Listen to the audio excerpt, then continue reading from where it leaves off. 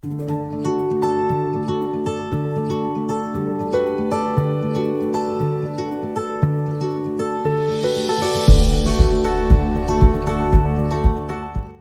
a todos, Parashá Jucat. La Parashá Jucat nos traduce estatuto o estatuto de. La encontramos en el libro de Números, capítulo 19, 1 al 22. La Parashá Jucat tiene estos temas: la vaca colorada o la vaca rojiza, cuyas cenizas se aplicaban como medio de purificación, y ese va a ser el punto que vamos a tratar de ver hoy. El fallecimiento de Miriam y la falta de agua producto de ese fallecimiento, porque acuérdense que debido a los méritos de Miriam era que tenían la fuente de agua al lado, y para donde iban ellos, la fuente iba con ellos. Moshe extrae agua de la roca. Edom prohíbe el paso de los israelitas por su territorio. Muy buena gente estos de Edom. Fallecimiento de Aarón, capítulo 22:30. La guerra contra el rey de Arad, se llama Amalek. Las serpientes venenosas y la serpiente de cobre. El canto al manantial. La guerra contra Sihón, rey de los emoritas. La guerra contra Og, rey de Basán. Esos son los temas de nuestra parashá. Pregunta: ¿por qué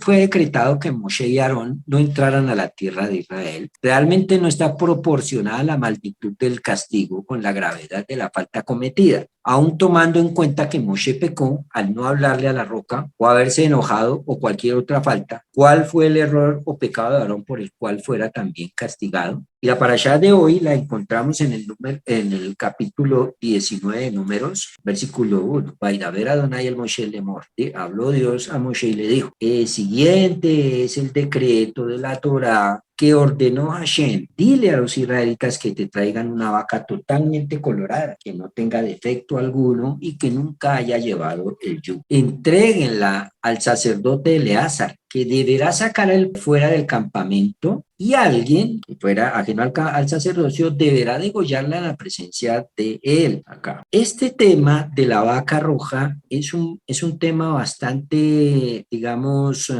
discutido en el ámbito de la Torá. Hay cosas que, si seguimos leyendo en este pasaje, no vamos a entender. ¿Cómo es posible que el sacrificio de una vaca cure de la polución? ¿Cómo es posible que tengan que sacrificarla afuera del templo? ¿Cómo es posible que el que la sacrifica queda impuro? ¿Cómo es posible que, si es para purificar, cómo es posible que las cenizas tengan que mantenerse fuera del templo? ¿Para qué? ¿Y cómo es posible que quien levanta las aguas con la ceniza, que se llamaba agua de manantial? Ya vimos que agua de manantial en los estudios de Tevilá es agua que sale de una fuente subterránea. No podía ser agua del grifo, no podía ser agua de un río, no podía ser, tenía que ser agua de manantial. Y esa agua se mezclaba con un poquito de la ceniza. Esa agua mezclada con un poquito de ceniza, la ceniza se guardaba como ceniza en unas garrafas especiales que se mantenían por fuera del templo, y se repartía entre los Cohen que hacían ese tipo de trabajo. Y esa ceniza se mezclaba poquita, una pizca de esa, con agua de manantial, y se rociaba sobre una persona que había estado en contacto con cadáver. Y entonces purificaba en 2 rociadas, quedaba impura. La persona que estaba en contacto con cadáver quedaba impura por 7 días, ¿sí? Y esa ceniza purificaba,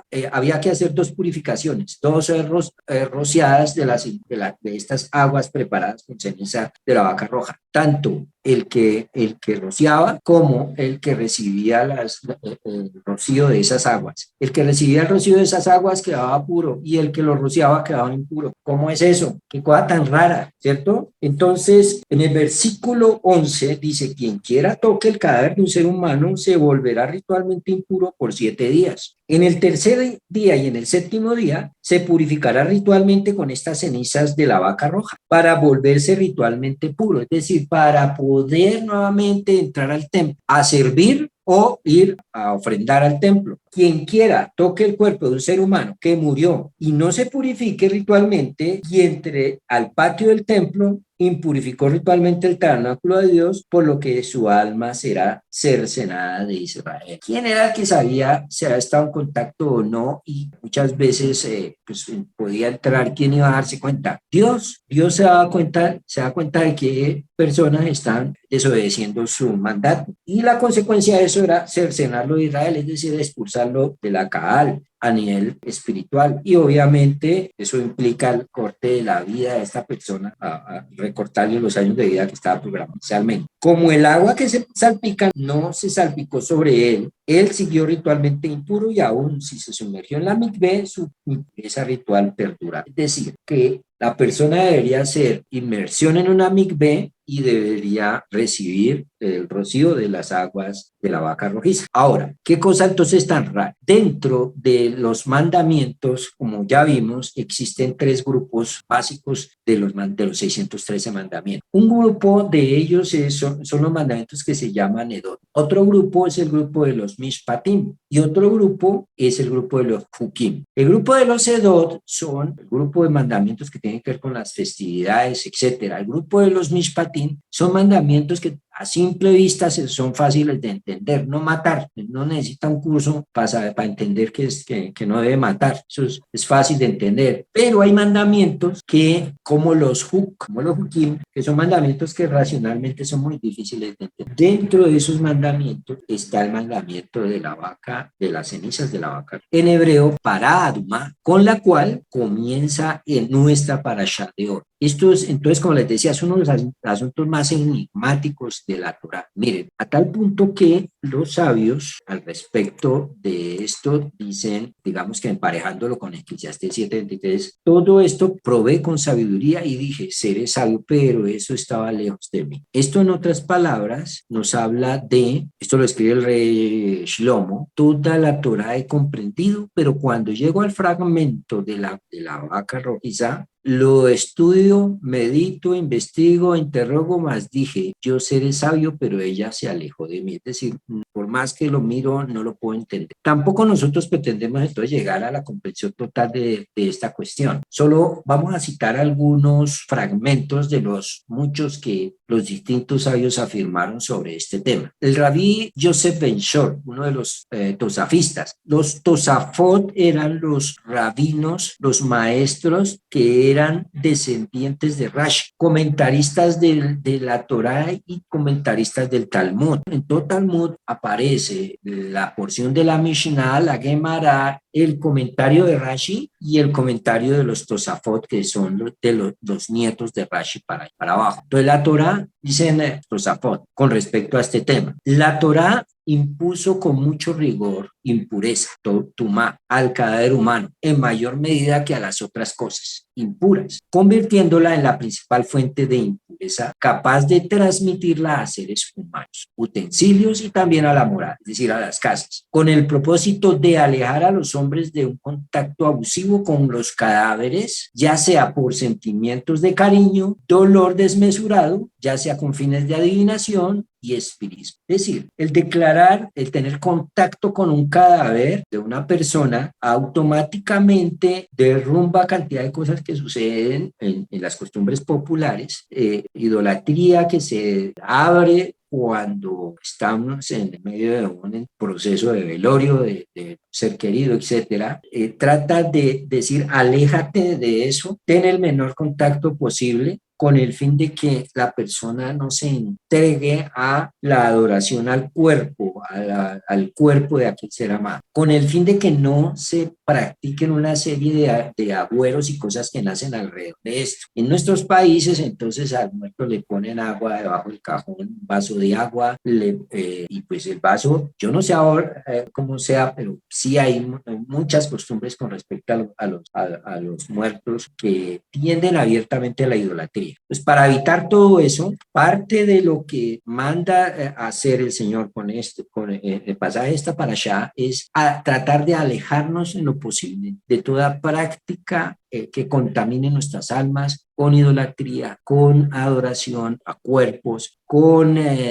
no dejar soltar al ser que se fue, ¿sí? Así sea por sentimientos de cariño y de alejarse de todo tema de espiritismo, de adivinación, de brujería, todo lo que está alrededor de esta circunstancia. Entonces, estas normas de la impureza del cadáver humano tienen también como fin el de que se respete, por otro lado, a la criatura humana y no se haga uso de su piel, es decir, se idolatra al cuerpo. O por otro lado, se puede llegar al otro extremo de decir, pues ya que está muerto, entonces utilicemos su carne, utilicemos su cuero, utilicemos sus huesos para convertirlos, por ejemplo, en utensilios. Porque también la prohibición es, no puede tocar ni huesos de muerto, no puede estar allá excavando tumbas como si nada. Esa prohibición también tiene que ver con, como decía, evitar que se irrespete el cuerpo humano. El planteamiento de la Torá es que uno tiene que ser salvo con todo el cuerpo. No es solo el alma, es la salvación del cuerpo y del alma. El cuerpo no es algo malo que se va a podrir, ¿no? El cuerpo, para eso es la resurrección de los muertos, es la restauración del cuerpo, ahora con un alma que ha cumplido con su misión, y los dos se unen en la resurrección de los muertos y se lleva a un nivel superior el cuerpo. Así como Adán pecó y degradó su cuerpo, la misión nuestra es retornar al estado inicial y elevarnos de ahí incluso mucho más. Entonces, esa es una de las explicaciones, no es que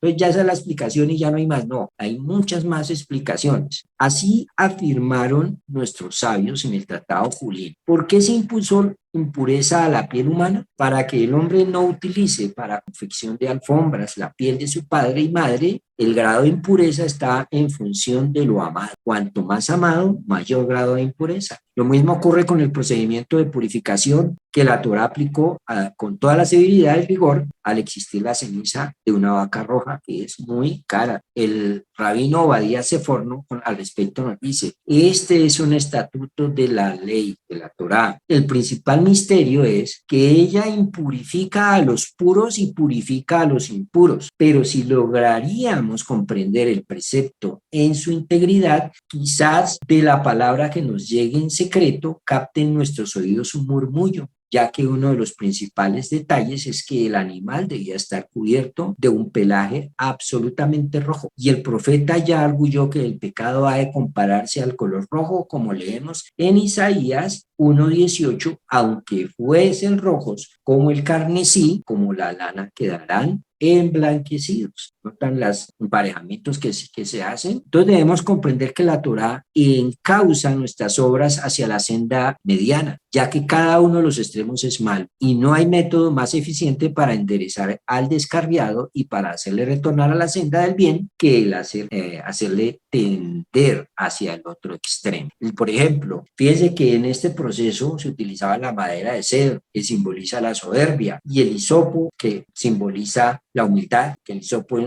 una planta que no tenía ningún valor. Al juntarles a ellos la lana carmesí, aludimos al hecho que ambos caminos son pecaminosos. Con esa intención han aseverado nuestros sabios que el rey Saúl fue castigado por su indulgencia en cuidado de su honor. Por ejemplo, la lana carmesí tiene también que ver con el camino del hablar incorrecto. Básicamente, en esencia, no es que el acto del agua de una mikvé o del agua de las cenizas de la vaca roja purifiquen. No es tampoco que el cuerpo impurifica. Simplemente lo que debemos entender es que Dios ordenó así y dijo, esto impurifica y esto otro purifica. Y ahí nosotros somos medidos en cuanto a ¿y qué vamos a hacer? Vamos a hacer caso. Vamos a hacer lo que Dios manda. Entonces, si Dios dice que no tenemos que tener contacto con cadáver, en lo posible no vamos a tener contacto con cadáver. Solamente en caso de una muerte de un familiar muy cercano, esposa, esposo, padres, hijos. En ese caso, tendremos que estar en contacto con el cadáver y tendremos que estar en todos los días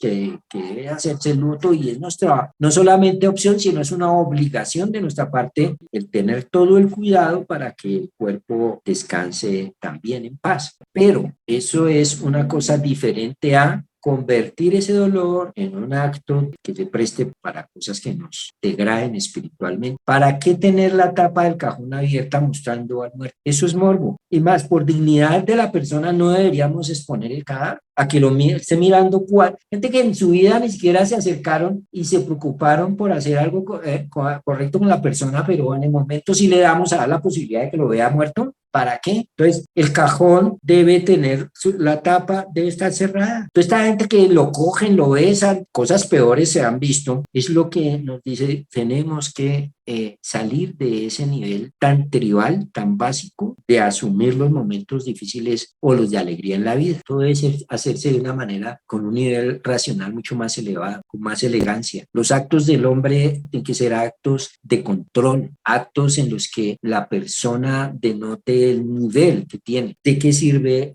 frases súper elaboradas de cajón allá con respecto para quedar bien con el doliente? ¿No es mejor a veces el silencio? Dejar que el otro pase su dolor, acompañarlo en el momento, estar presente, qué necesitas, te ir a pagar un recibo, yo hoy te lo pago, ven, te hago la comida, etcétera, para que la persona esté sumergida en su reparación. Para eso es que debemos utilizar esta capacidad racional que tenemos. Incluso uno debe tratar, obviamente, de exaltar los valores positivos que tuvo esa persona, pero la lagartería y todo lo que hay detrás, siempre estas cosas, cuando se nota que esto es impuesto, esto es postizo, mejor no hacerlo. Ahora, con respecto a ello, hay muchas otras cosas aplicables a este acto, pero lo importante es entender que el tema de la muerte en la vida del hombre. Esta parashá tiene una característica especial. Esta parashá es donde está muriendo medio mundo. En esta parashá, por ejemplo, pues primero hay que sacrificar una vaca. Luego habla de la muerte de Miriam. Luego la muerte de Aarón, ¿cierto? E incluso a Moshe, las sentencias a Moshe aparecen en esta parashá. ¿Y qué más sigue? Pues imagínense, la descripción de la guerra con Sihón, que fue una de las primeras guerras sangrientas que perdió Israel en la conquista de la tierra. Inmediatamente antes de la descripción de esa guerra aparece el mencionado río que se volvió rojo por la sangre de los amalecitas, cuyo intento de emboscar a Israel en un cañón del desierto fue milagrosamente frustrado, ¿sí? Entonces, ¿por qué? Y la narración, por supuesto, de no tener contacto con cadáver. ¿Por qué en esta parashá, pum, se nos viene ahora a hablar solo del tema, prácticamente del tema de muerte? Entonces, no es coincidencia que precisamente en esta parashá es donde se coloquen las normas que tienen que ver con el contacto con cadáver, que solamente es purificado a través de las cenizas de la vaca roja. Miren, el libro de Bemidbar, de números, cambia de tema, ¿sí? Hasta ahora ya he estado relatando la historia de la generación del Éxodo. De aquí en adelante, lo que queda del libro de números y todo el libro de Devarim relatarán la historia de la siguiente generación, la generación que entró a Israel. Todos los eventos históricos descritos en esta parashá tienen lugar en el año 40 de la estadía en el desierto. Obviamente, la norma de la vaca roja está traída fuera del tiempo. ¿Por qué? Porque la vaca roja no fue decretada ya cuando iban a entrar a la tierra de Israel. La normativa de no tener contacto con cadáver y de la vaca roja es anterior, muchos años atrás. ¿Por qué? Porque cuando ellos tenían que entrar a servicio en el santuario, en el tabernáculo, ya debían saber las normas de no tener contacto con cadáver y ya deberían saber las normas de la vaca rojiza, incluso antes. ¿Por qué? Porque, por ejemplo, para poder tener la revelación del Sinaí, etcétera, es muy probable que tuvieran que estar absolutamente puros con respecto al tema de contacto con cadáver. Ellos ya habían estado en la guerra con Amalek, por ejemplo, y no podían estar. Una persona que tiene contacto con cadáver sigue impuro hasta que se purifica. Pueden pasar años, pero sigue estando impuro hasta que se purifica. Y la única medida para purificar el contacto con cadáver es a través de las cenizas de la vaca. Es decir, que estas cenizas funcionaban desde antes y siguieron funcionando a través de la historia de Israel hasta la expulsión en el año 70 de la mayoría del pueblo judío, hasta la destrucción del templo, porque una vez que ya no hay templo, por lo tanto ya no califican las cenizas de la vaca roja, porque lo que hacía impuro al hombre era el contacto con Cader y lo impurificaba para poder ir al templo, para poder servir o para poder entrar al patio del templo. Cosa que hoy nos tenemos que preguntar, y entonces, si todo el pueblo ha tenido en algún momento contacto con muerto, hoy en día, desde ese punto técnico de vista, estamos en impureza. Entonces, cuando se vaya a construir el tercer templo, ¿cómo se van a hacer los sacrificios si todos están impuros? Entonces, ¿qué tiene que haber? Tiene que haber primero un sacrificio de una vaca rojiza fuera del templo. Antes de que se ponga el altar en la explanada del templo, en el tercer templo, antes de eso, tiene que sacrificarse una vaca roja, ¿sí? Y de ahí sacar cenizas para purificar a los que van a servir ya para hacer el templo y para empezar los sacrificios. Y esto solamente se podrá hacer en la época del Mashiach. A todos se nos ha muerto alguien y hemos tenido necesariamente que estar en contacto con el fallecido. Pero la aplicación en la práctica para todos los que me están escuchando es, si el ser fallecido es un familiar que no es tan cercano, no es de la primera línea, o es un compañero de trabajo, una compañera del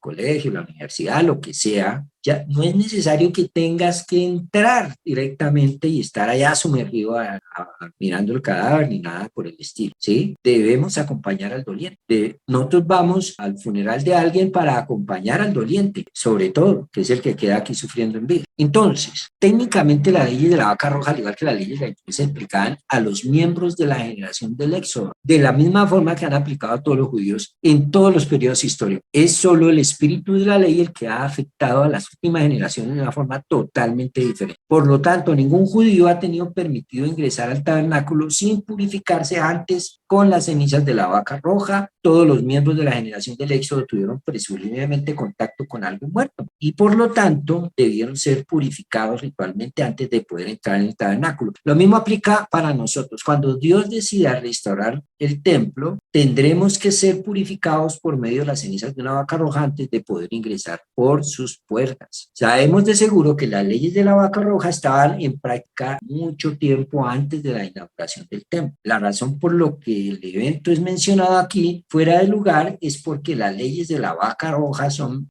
el marcador más apropiado para la transición de las generaciones, ya que tratan directamente con los efectos espirituales del encuentro con la muerte, ¿sí? La muerte en la generación del desierto era una experiencia completamente diferente a la muerte como la conocemos hoy en día, mis queridos. Dado que la generación del Éxodo solo se enfrentaba con el fenómeno de la muerte prematura ante la clara asociación con el pecado. El sentido de tragedia de ellos era sumamente distinto que el nuestro. Ellos nunca tuvieron, por ejemplo, que sufrir la dolorosa conmoción de ver a la gente que los rodea morir aparentemente sin ninguna razón y de forma aleatoria. Cuando alguien moría en la generación del desierto, ellos sabían exactamente por qué debía ser así. ¿Por qué? Porque había un decreto que decía que todos los que eran mayores de 20 años iban a morir en el desierto y por lo tanto ellos se preparaban para los que les tocaba morir ese año. En el Midrash, en Eicha Rabbah, introducción 33, nos relata la siguiente historia con respecto a los orígenes de una festividad que no es muy conocida, pero que existe. La festividad se llama la festividad del día de romper las palas. No sé si lo han escuchado alguna vez. Todos los miembros de la generación del desierto estaban bajo el dicto de tener que morir en el mismo desierto, porque aceptaron la queja de los espías que hablaron mal de la tierra de Israel y todos los que escucharon eso y lo aceptaron y se quejaron, etcétera, contra Moshe, etcétera, vino sobre ellos el problema de,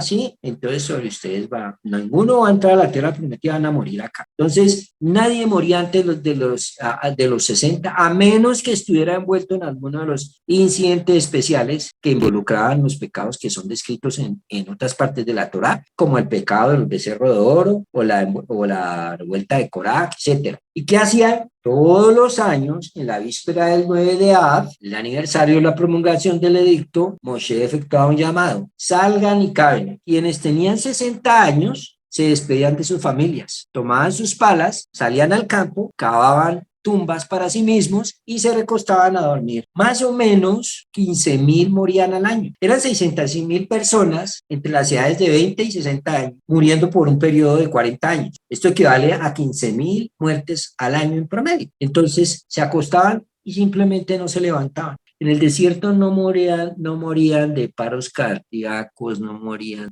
¿no? Era una generación de excepción. Sí había muertes prematuras, sí había posiblemente muertes por otros motivos, pero en términos generales, nada que se había muerto, pero si ya le tocaba, iban, armaban el huequito y morían. Entonces, ellos también siguieron esta costumbre en el año 40. Ya estamos en el año 40, ya era la época que se acababa la maldición con respecto a los que tenían que morir. Y resulta que fueron y armaron el hueco y nadie se murió. Entonces, ¿cuál fue la reacción? Si usted está acostumbrado toda la vida a ver gente que va y arma el hueco para morirse y se mueren, y en ese año nadie se murió, no se murió cuando fueron a armar la tumba, entonces de alguna forma debía haberse equivocado de día, cuánto hicieron mal la cuenta. Entonces, fueron nuevamente la noche siguiente a dormir en las tumbas que habían cavado. Cuando vieron salir la luna llena en el día 15 del mes, estaban seguros que no había ningún error y se dieron cuenta que el edicto había caducado. Entonces establecieron ese día como un día de festividad, ¿entienden? El 15 de A.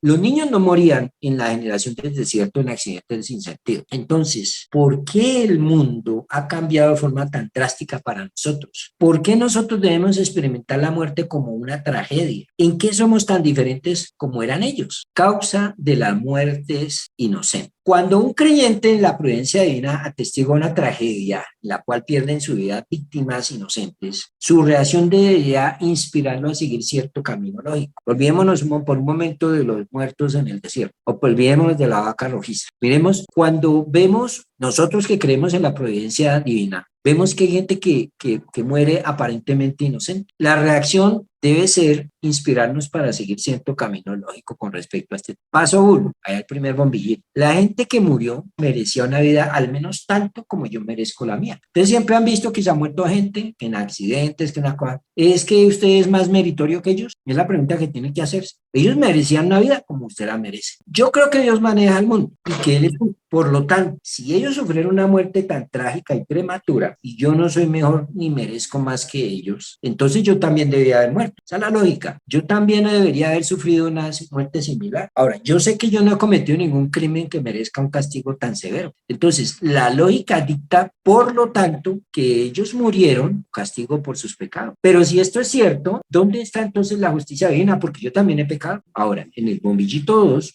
dado que las víctimas no perdieron sus vidas para expiar por sus pecados personales y dado que Dios es justo, entonces ellos deben haber sufrido de forma justa y por lo tanto su muerte tiene que ser un indicativo de que hay algo que está seriamente mal. ¿En dónde? En la sociedad. Yo sé que los castigos de Dios son medida por medida. En un mundo que es manejado por Dios, una sociedad que funciona como corresponde está protegida del mal sin sentido. El mal sin sentido que ocurre en el mundo exterior es una clara indicación de que nosotros, el pueblo judío, el pueblo de Israel, nos estamos causando mal sin sentido unos con otros. En el tercer bombillito, ahora, si resulta que por tanto Dios permitió que ocurriera esta tragedia para sacarnos de nuestra complacencia, es decir, si vemos que se cae el techo en un centro comercial y muere gente que aparentemente es inocente, como aparentemente lo sometíamos nosotros, Dios permite que ocurra esta tragedia para sacarnos de nuestra complacencia, de nuestro estado de estar, no pasó nada, no, el mundo sigue, nuestra vida sigue. Debemos, por lo tanto, reunirnos para una sesión de introspección e intentar identificar las áreas en las cuales estamos fallando en el cumplimiento de nuestras obligaciones con nuestro prójimo, de nuestro deber con Dios. El punto 4, el bombillo 4, si hacemos esto, entonces la gente que falleció en la tragedia no habrá muerto en vano. Pero por otro lado, si nos mantenemos en nuestro estado de letargo, complaciente, de seguir la vida ahí como si nada, y nosotros sí hemos visto mucha cosa, Nosotros vimos la muerte de la gente de Armero. ¿Cuánta gente de Armero? Sí, en Armero habían ido idólatras, había muchas causas para decir que había juicios sobre ese lugar, etcétera. Pero ¿cuántos no murieron inocentes? ¿Cuántos niños no murieron en Armero, por ejemplo? ¿Y por qué suceden esas cosas que suceden y las vemos nosotros? ¿Acaso es que nosotros